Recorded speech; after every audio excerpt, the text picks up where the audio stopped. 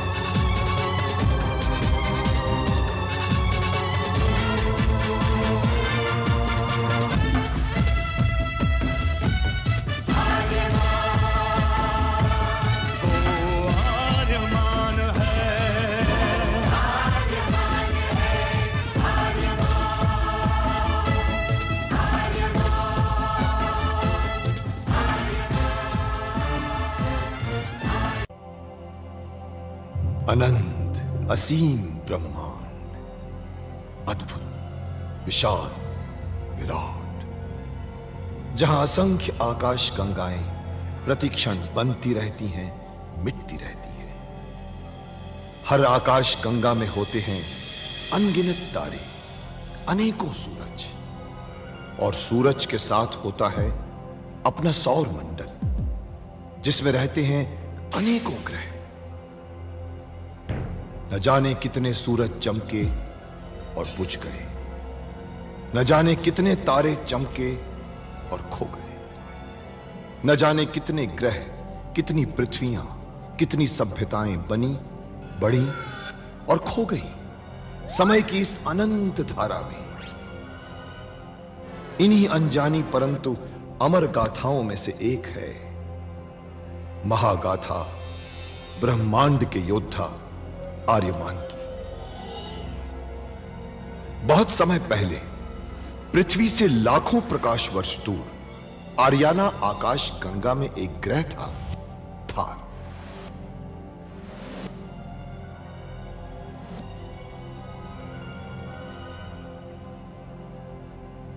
थार एक रेगिस्तान था, पानी की बूंद नहीं थी, फिर भी पूरे ब्रह्मांड के लिए मूल्यवान था थार, क्योंकि थार में थी ऐसी खाने जहां से दुर्लभ जीवनदायी पदार्थ निकलता था, जिसे थारस कहते थे।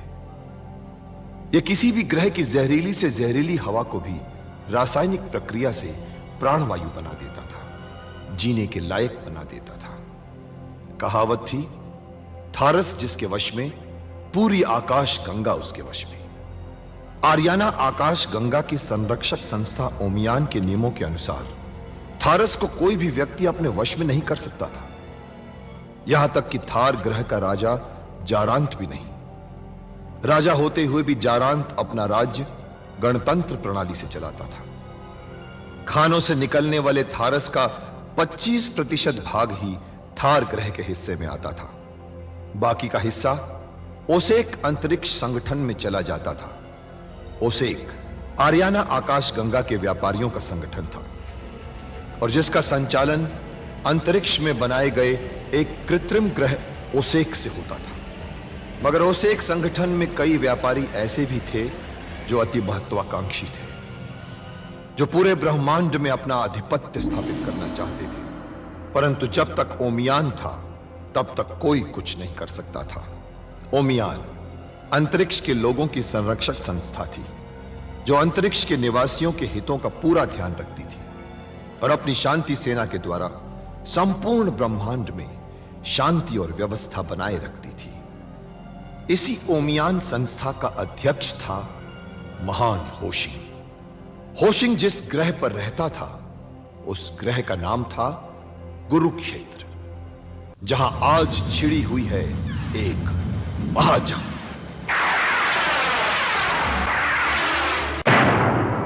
चंद्रहास? आचार्य, क्या चंद्रहास का सचमुच अस्तित्व है या सिर्फ एक पौराणिक कथा है?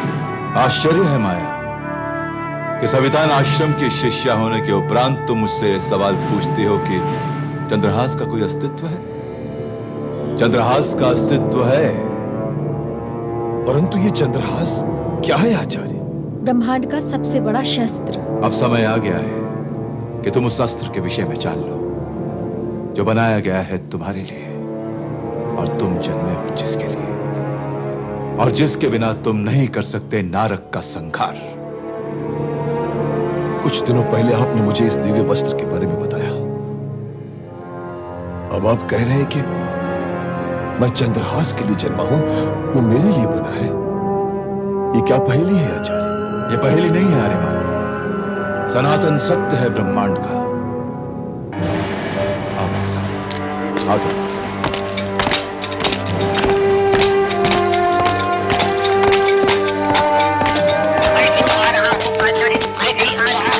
अरे तू तो मनुष्य की भाषा बोलने लगा है टोबो।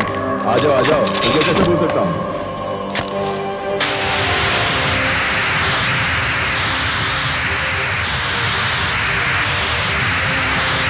आओ।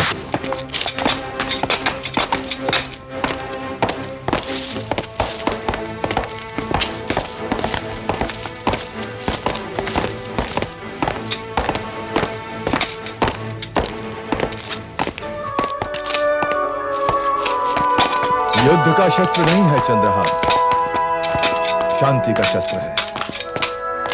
ये देखो।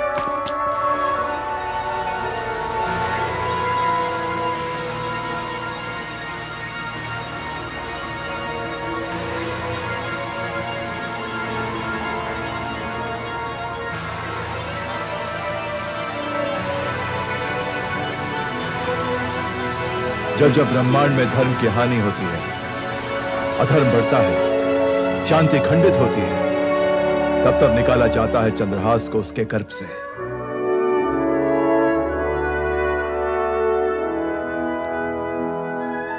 और जब ब्रह्मांड में शांति और धर्म की पूर्ण स्थापना हो जाती है, लौट जाता है चंद्रहास अपने गर्भ में।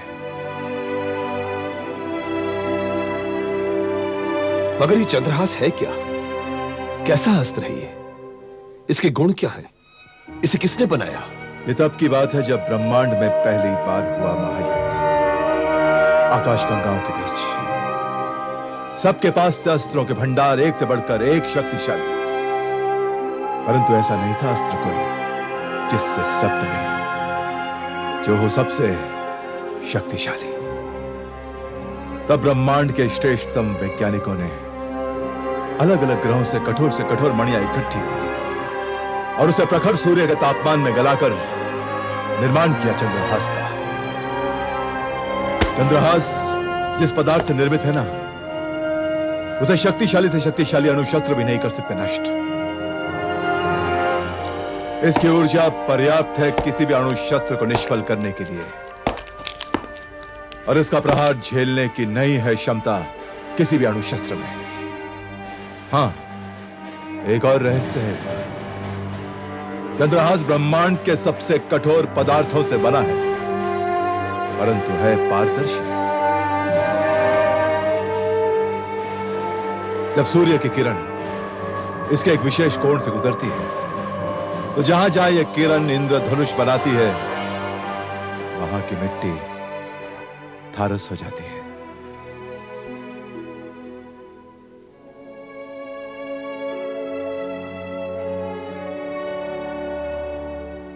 स्मरण रहे आर्यमान, चंद्रहास शांति का अस्त्र है, विनाश का नहीं। परंतु आचार्य, ब्रह्मांड की शांति तो कब से खतरे में है, तो अब तक चंद्रहास को निकाला क्यों नहीं गया? हर कोई नहीं निकाल सकता चंद्रहास को। हर काल चक्र में एक होता है पैदा जो निकाल सकता है चंद्रहास को उसके गर्भ से। और इस काल चक्र में यह सौभाग्य नियति ने तुम्हें दिया है आर्यमान। मुझे? हां, तुम, केवल तुम ही निकाल पाओगे चंद्रहास को उसके गर्भ से। परंतु चंद्रहास है कहां? ज्वालामुखियों का ग्रह है अग्निमुख। प्रतिपल हजारों ज्वालामुखी उगलते रहते हैं अग्नि निरंतर। उसी अग्निमुख की नाभि में, जहां पर उबलता रहता है अग्निमुख का सबसे भयंकर ज्वालामुखी, स्थित है चंद्रहास। वहां तक पहुंचने का मार्ग कोई नहीं जानता। उस तक पहुंचने के सारे मार्ग आकाश की स्मृति से भी मिटा दिए गए हैं, ताकि कोई अत्याचारी उसे प्राप्त न कर सके। जैसे कि पक्षियों के उड़ने से नहीं मिलते ना उनको कोई पद चिन्ह, वैसे ही चंद्रहास तक पहुंचने का नहीं है कोई मानचित्र। तो फिर कैसे पहुंचा जा सकता है चंद्रहास तक? जो चंद्रहास को थामने के लिए होता है पैदा, केवल उसी की स्मृति में जन्म से ही सुरक्षित होता है मानचित्र उस तक पहुंचने का। मगर मुझे तो कुछ भी याद नहीं आचार्य, कैसे पहुंचूंगा मैं उस तक? समय आएगा तो सब याद आ जाएगा। आपने तो सचमुच मुझे दुविधा में डाल दिया है आचार्य। बिना मानचित्र के, बिना पद चिन्ह के कैसे पहुंच पाऊंगा मैं अग्निमुख तक? विचार मत करो, सुनो सुनो अपने हृदय को। उसकी धड़कनों में तुम सुनोगे आहट, समझोगे इशारे जो ले जाएंगे तुम्हें अग्निमुख तक। परंतु कैसे आचार्य? जब तुम एकाग्र करोगे अपनी सारी शक्ति अपने हृदय में, जब तुम स्वयं में स्थित हो जाओगे, तब खुलेगा द्वार अग्निमुख का। परंतु पर्याप्त नहीं होगा पहुंचना भी। तो और क्या करना होगा आचार्य? परीक्षाओं के दौर से गुजरना पड़ेगा तुम्हें। उत्तर देने होंगे चंद्रहास के अग्नि रक्षकों के प्रश्नों के। उत्तीर्ण करनी होंगी सारी परीक्षाएं। आपको विश्वास है कि उत्तीर्ण हो पाऊंगा मैं? प्रश्न मेरे विश्वास का नहीं है आर्यमान, प्रश्न है तुम्हारे विश्वास का, तुम्हारे विश्वास का।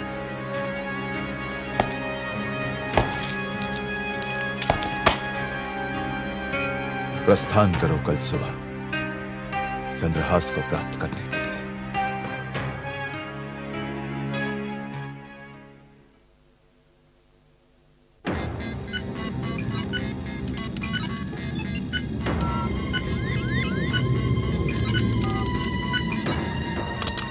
अभी भी मेरे मन में कई प्रश्न उठ रहे हैं आचार्य, जिसका उत्तर मैं जानना चाहूंगा। इसीलिए तो मैं यंत्र मानव टोबो को तुम्हारे साथ भेज रहा हूं। इसके माध्यम से मैं तुम्हारे संपर्क में रहूंगा आर्यमान, तुम्हारी हर शंका का समाधान करता रहूंगा। आओ आर्यमान। आओ टोबो।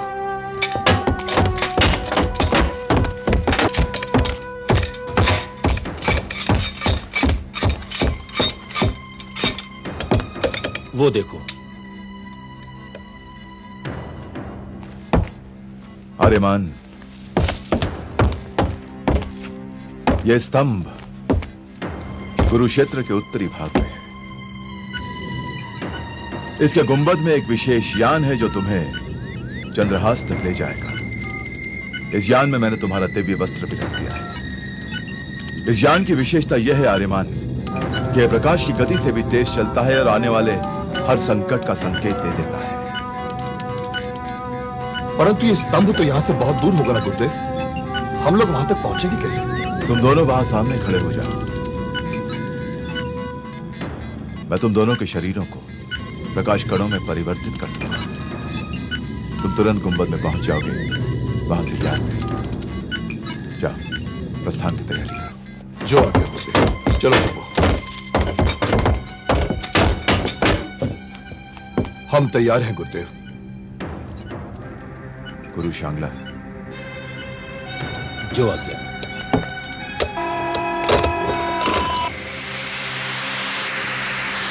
सत्य का कवच तेरे साथ।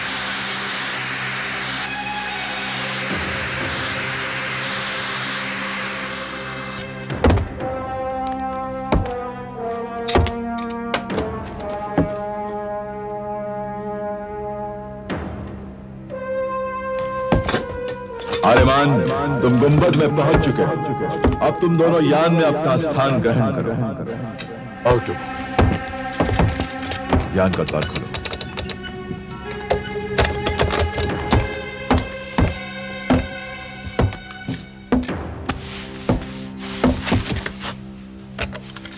अब तुम टोबो के सीने पर संपर्क का बटन दबाओ।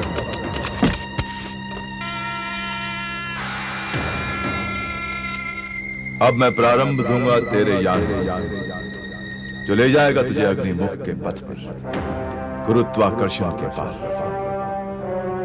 उसके बाद संचालक होगा तेरा हृदय, वही दिखाएगा तुझे तेरा मार्ग। जा, संकटों से मुक्त रहे तेरा मार्ग।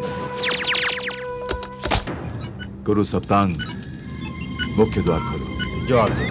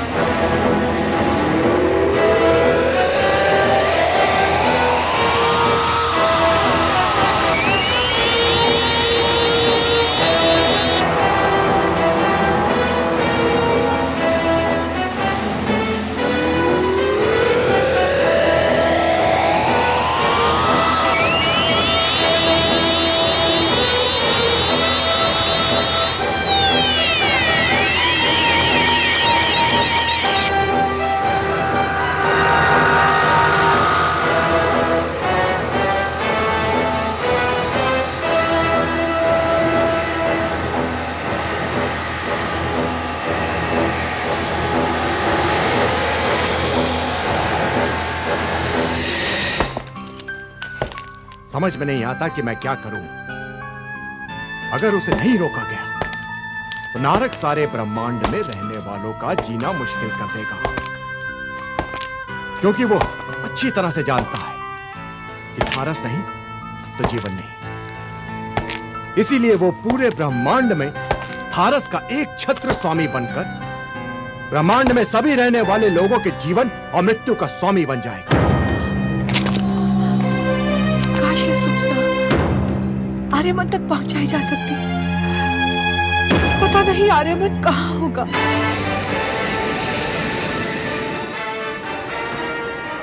मगर आर्यमन, ये अग्निमुख है कहां? मेरी गणना के मुताबिक तो ये अग्निमुख नाम का स्थान नक्शे पर कहीं दर्ज ही नहीं है। टोबो, अग्निमुख आर्याना आकाश गंगा का ग्रह नहीं है, इसीलिए इसका मानचित्र तुम्हारे यांत्रिक दिमाग पर दर्ज किया ही नहीं। अग्निमुख आर्याना आकाश गंगा से बहुत दूर कहीं स्थित है। तो यह सिद्ध हो गया कि मानव ने यंत्र मानव को अपनी सारी शक्तियां नहीं दी हैं। जिन्होंने तुम्हें बनाया होगा उन्हें शायद ये अंदाजा नहीं होगा कि एक दिन तुम्हें आर्याना आकाश गंगा की सीमा के बाहर भी जाना पड़ेगा बड़े भाई। हाँ, ये बात हो सकती है, परंतु एक बात बताओ, आन होशिंग ने इस यान को दिशा दी तो ये यान अपने आप जा रहा है, मगर अग्निमुख तक ये यान कैसे पहुंचेगा? तो वो जब ये यान इस ग्रह की गुरुत्वाकर्षण की सीमा से बाहर निकल जाएगा तो इसका संचालन स्वयं मेरे हाथ में आ जाएगा। याद नहीं गुरुदेव ने कहा था कि संचालक होगा मेरा हृदय। अग्निमुख तक जाने का मानचित्र खुद ब खुद मेरे हृदय में प्रकट हो जाएगा, ये कहा था गुरुदेव ने। देखते हैं कैसे प्रकट होता है।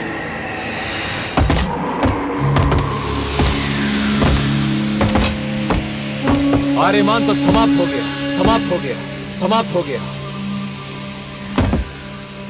परंतु माया जब तक बेहोश है, मैं निश्चिंत नहीं हो सकता। कुर्बक, इसलिए माया का जीवित रहना जरूरी है।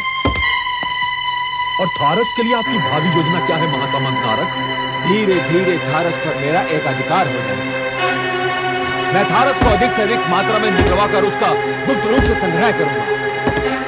ओमियान की पैनी निगाहों से बचने के लिए मैंने नए ग्रहों को निवेश बनाकर वहां थारस के भंडार स्थापित करूंगा और दूसरे ग्रहों से दास ला लाकर वहां बसाऊंगा।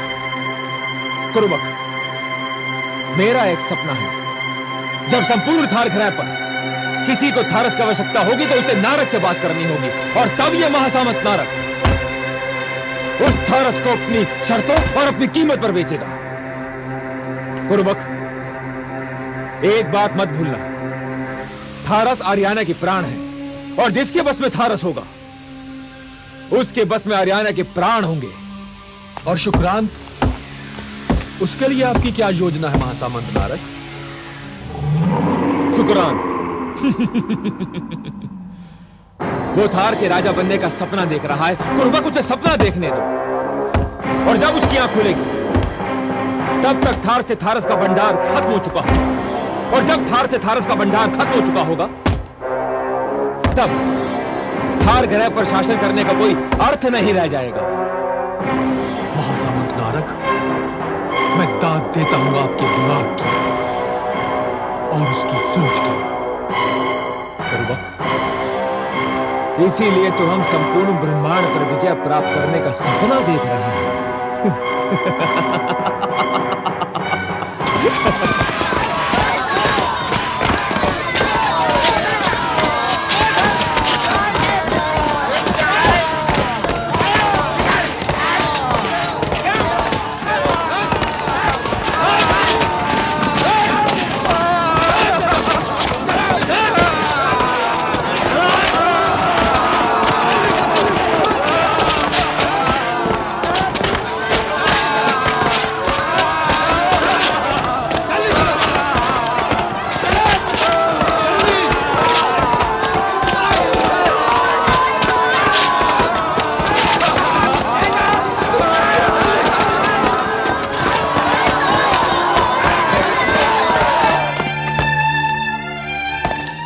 नारक अब दूसरे ग्रहों से भी दासों को पकड़कर उनसे थारस की खानों में काम करवाना चाहता है। यानी आर्याना के दूसरे ग्रहों पर भी नारक दास प्रथा शुरू कर रहा है। कल से रोजाना खानों से निकलने वाली थारस की मात्रा को दुगना कर दिया जाएगा, क्योंकि अब मजदूरों की संख्या दुगनी हो गई है। इसीलिए मात्रा में जरा भी कमी बर्दाश्त नहीं की जाएगी। यदि काम में कमी पाई गई तो उसके अगले दिन से रोजाना निकाली जाने वाली थारस की मात्रा को तिगुना कर दिया जाएगा। यानी कि थार को अब थारस विहीन निर्जीव ग्रह बनने में अधिक समय नहीं है रासा।